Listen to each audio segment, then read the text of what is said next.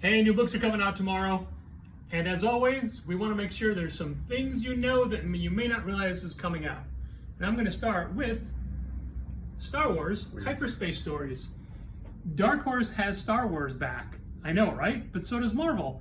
This is the Star Wars Adventure line. This is an all-ages book with stories set within the Clone Wars and features, I believe, Padme. And I know it's weird that I'm mentioning it because I don't like Star Wars. Tell me more about all this Star Wars knowledge that you have. But I want people to know that there's a new all-ages Star Wars book available. It is, yeah. On the other end of the spectrum, we have Step by Bloody Step, the collection of the 4-issue limited series from Image by the creative team that did Coda over at Boom a few years ago that we've loved.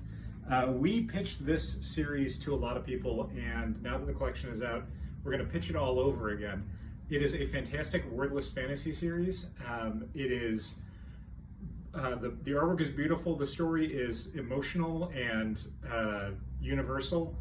It is a story of a giant mechanical guardian and the tiny girl that it's shepherding across a landscape, and you find out more about both characters as it goes on, despite there being no dialogue in it.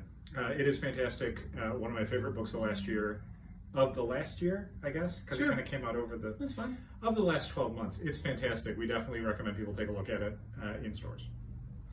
I'm going to piggyback on what Dal just said and point out another book that we really hyped when it came out and is in trade form now. Regarding the Matter of Oswald's Body, written by Christopher Cantwell, who's doing Iron Man now and who show ran Halt and Catch Fire, and he's done a ton of comic book stuff. Cantwell's great. So this is basically a ragtag group of useful idiots who are involved in covering up the crime of the century, which is, of course, the JFK assassination. For people that read Department of Truth right now, you think, wait, how many different books can there be with Oswald? A lot of stuff going on with Oswald. At least two. This book is a caper book, and it's a lot of fun, and this is the entire collection, the entire story in one book. Patrick's going to be mad at me for mentioning this because this is not a first issue. This is not an under-the-radar sort of book. It's Amazing Spider-Man. It's been going on for 60 years over at Marvel Comics, a small little imprint in New York. I like this issue a whole lot. It's a recommendation. It's the, second part of a current storyline and, the 8th issue overall of the current run.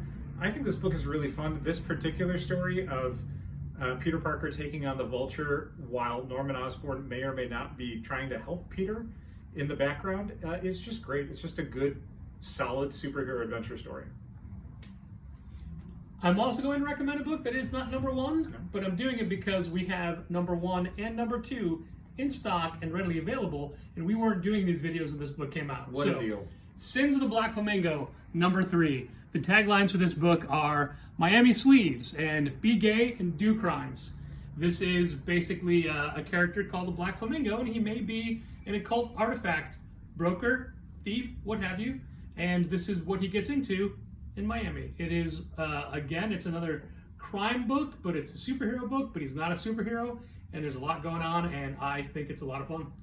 Speaking of non-superhero-y superhero crime mystery, hey, it's a one-shot for the Human Target. Tales of the Human Target from Tom King, who is the writer of the Human Target miniseries, with some interstitial artwork, some old chapter breaks by Greg Smallwood. But the main draw for this one, literally, is Kevin McGuire, Mikkel Yannon, and Raphael Albuquerque doing individual stories narrated by Guy Gardner, Fire, and Booster Gold. It is meant to kind of tide you over until issue 7 of Human Target comes out. There's been a little bit of a break between 6 and 7.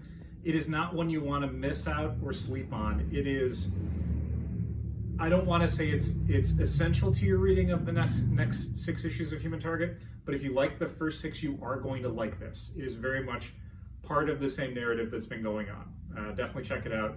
We pulled it for everyone who's getting Human Target because we didn't want people to miss out on it. If you are a casual shopper and you don't subscribe to Human Target, and you do buy Human Target when it comes out, pick this one up too. Even if you don't read Human Target, that's a good one-shot by itself. It's less of a good one, but it still works. Yeah. Lastly, we have Minor Threats number 1. This is not a superhero book, it is a supervillains book, and it is written by Patton Oswalt and Jordan Blum, the 2 people responsible for the Hulu M.O.D.O.K series from Marvel.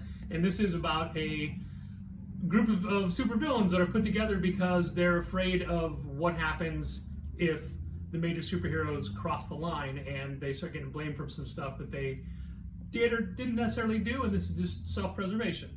And this is the start of a miniseries. So there you go. A couple of books for this week that you may not have been aware of, or maybe you weren't excited for them, and we fueled that excitement. Again, Amazing Spider-Man. Write that one down. I know it's easy to forget. So wait, how does he was bitten by a? It's like Batman, but a Spider-Man. Spider-Man. Yeah, Okay. Spider-Man. I'll check it out.